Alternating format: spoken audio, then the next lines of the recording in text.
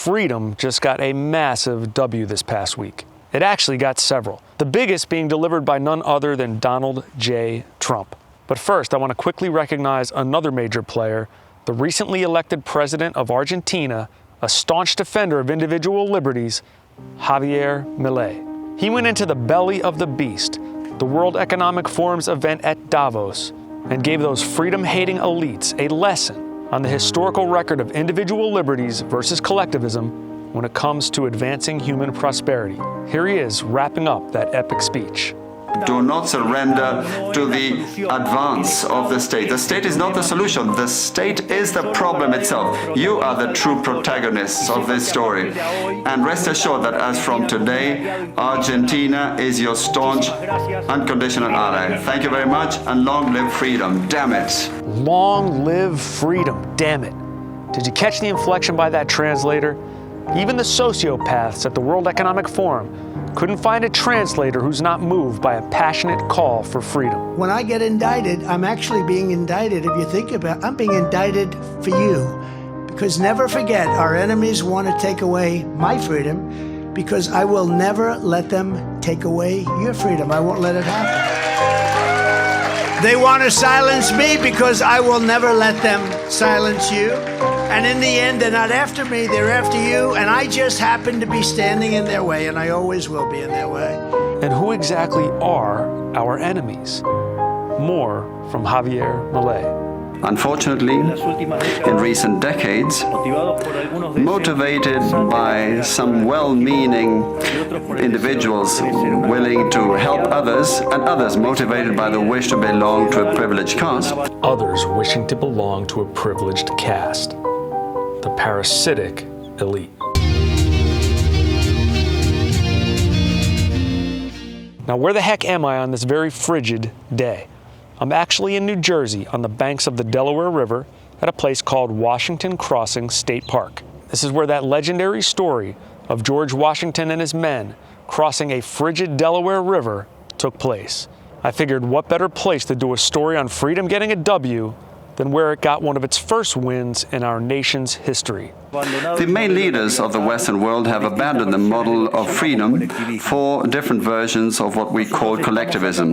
We're here to tell you that collectivist experiments are never the solution to the problems that afflict the citizens of the world. Rather, they are the root cause. It has never been, nor will it ever be, some state-backed collective that improves our circumstances. The collective is an abstract. It has no intentions, no imagination, creativity, or soul. It has always been the individual who moves humanity forward. It is the individual and individuals working in voluntary cooperation who lift the human race. Who will be among the next generation of impactful individuals? No one can predict. That's why it's imperative that we protect the liberty and inalienable rights of the individual. That's the divine unit of humanity. So how do we do that? How do we win this battle? By fighting bloody forever wars that line the pockets of war profiteers and do nothing but lead to destruction, instability, poverty, and hatred? No. This is a war of ideas.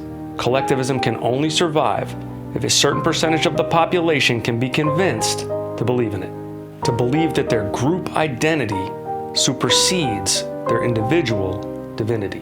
We win this war by defeating that idea in the mind of each individual, by rejecting the collectivist message spread by the globalist-owned mainstream media, by boldly entering the most hostile public square, climbing to the highest rooftop, climbing to the highest mountaintop that we as an individual are able to reach, and doing our level best to passionately share this message of freedom. You know, I grew up very close to this park, and I can't recall if I've ever visited, but I definitely never contemplated the significance. Guess I took my freedom for granted like so many of us do. That's no longer an option. Now for that massive W I promised earlier.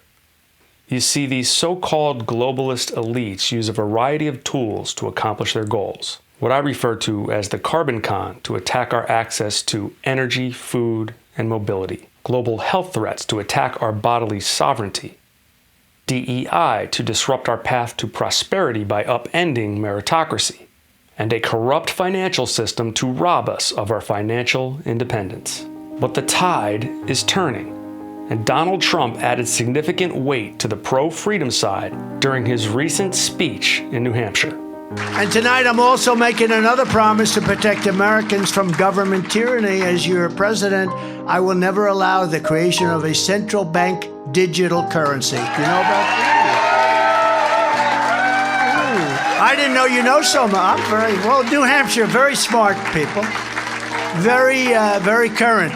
You know what they're doing. Such a currency would give a federal government, our federal government, the absolute control over your money. They could take your money, you wouldn't even know it was gone. This would be a dangerous threat to freedom, and I will stop it from coming to America. You know, Now, where does America fit into all of this? After all, isn't America just another collective?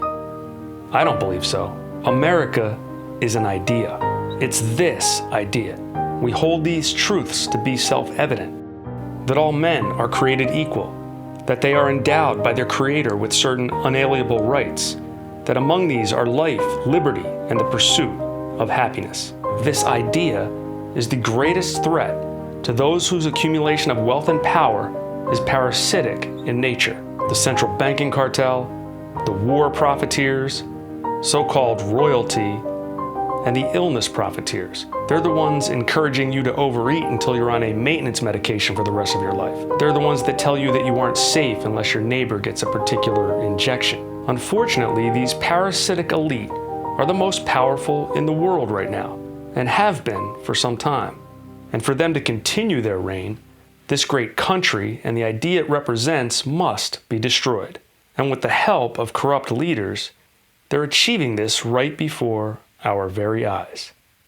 But not for long. The good news is people are waking up and rising up. Farmers protesting in the Netherlands, France, and now Germany. Why farmers? Food production is under attack. There's a saying often attributed to Henry Kissinger: control the food and you control the people. Now, it doesn't matter who said it, it's an obvious truth. So right now, it's the farmers who are on the front lines. That's why they're waking up first. But don't wait till this fight comes to your doorstep. Get interested, get informed, and get prepared. And that's how I see it, my friends. Like, comment, subscribe, share the video. Long live freedom, damn it. See you soon.